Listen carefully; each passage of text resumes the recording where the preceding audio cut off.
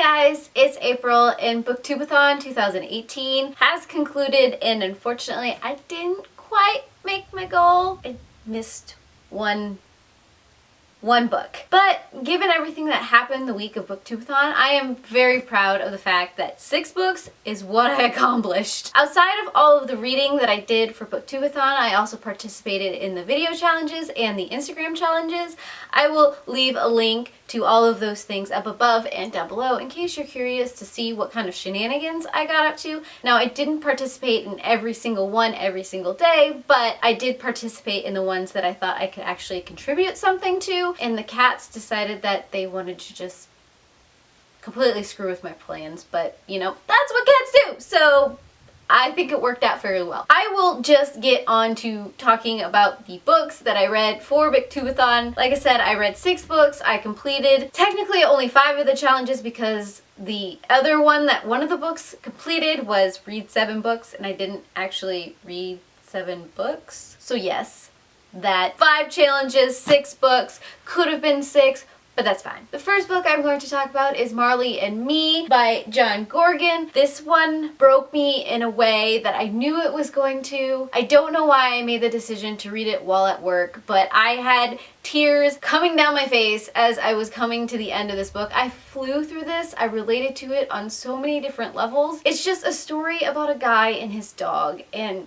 just seeing Marley grow up and then starting to deal with old age and all of the things that come at the twilight years of a pet's life. It hurt so much. I've dealt with that in the past, and I know I'm going to deal with it over and over and over again, but it never gets easier. But having an animal companion is a beautiful thing, so I truly love this book. I did watch the movie because this was part of the read the book, watch the movie challenge. I watched the movie. I wasn't as impressed with the movie, to be honest with you, because I felt like the movie was more about the couple rather than about Marley. And the whole reason I really enjoyed this book was because of just Marley. Just seeing Marley's life and how he affected the people rather than life happening.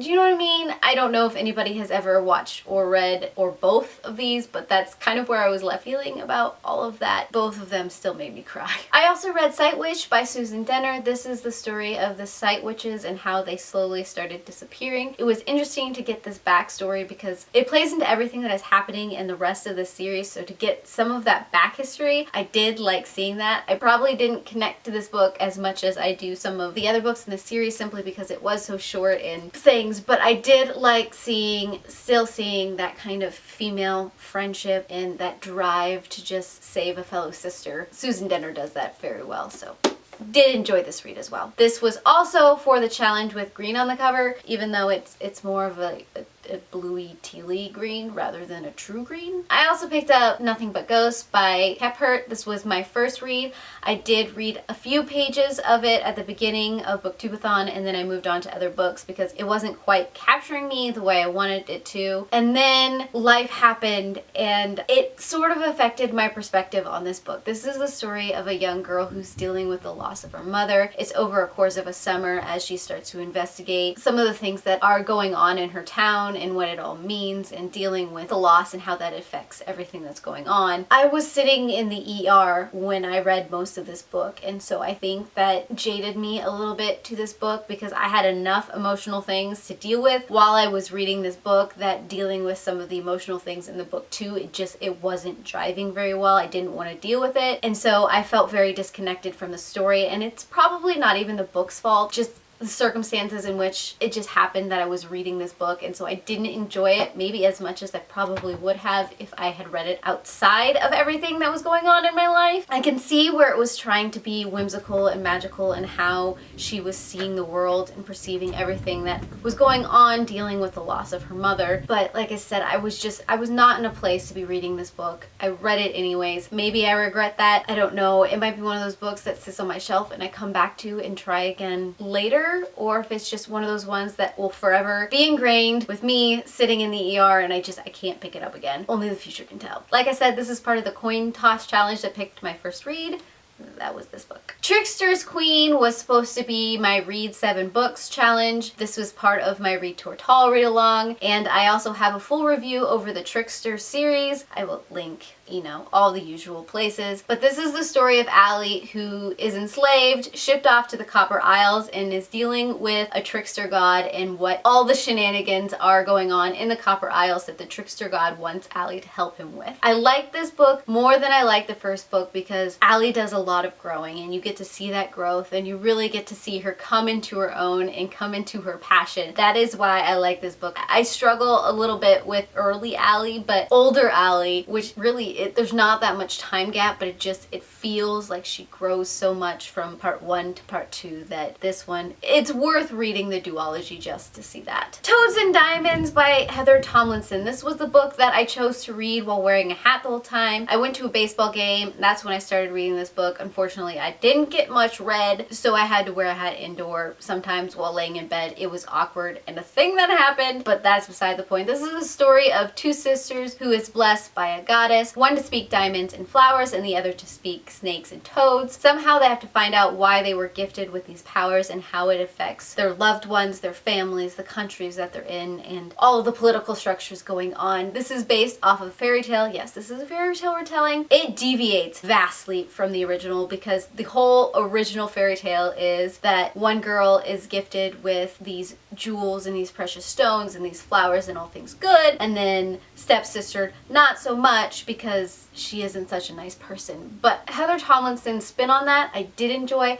However, the rest of the story, it felt weird to me. And once again, maybe it's just because of how I was reading it. Them trying to figure out the use of their powers and flashing back and forth between both girls and the disjointed things that happen because of that in the writing, everything else that goes along with that, it didn't feel right. It didn't connect with any of the characters. There was subtle hints of romances that were sort of kind of there, and then it ended in a place that didn't feel conclusive. Yes, they discovered the reason behind everything, but just at the peak of solving all of the problems, the book ended. And so you're left to just assume everything worked its way out, I guess, and that may have led me to giving this a lower rating because what? And finally, I made my way through Sand by Hugh Howey, and boy, am I glad that I did. I did a full review over this book too. This is my beautiful spine because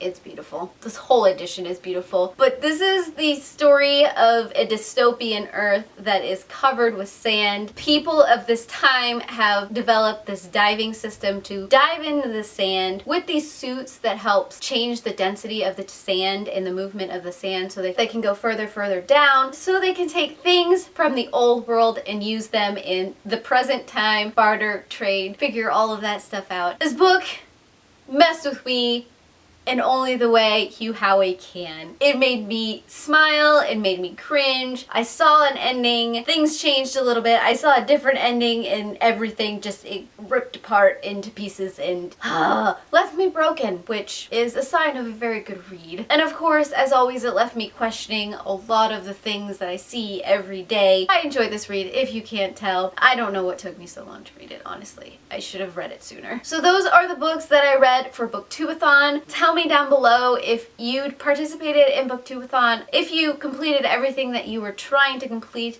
If you didn't participate in BookTube-A-Thon, if you've read any of these books, let me know, because talking is the thing that apparently I like to do, and I want to do it with your faces. And then if you can't hear the thunderstorm that is going on right now as I'm filming this thing right here, I'm very, very impressed. I heard your beautiful faces.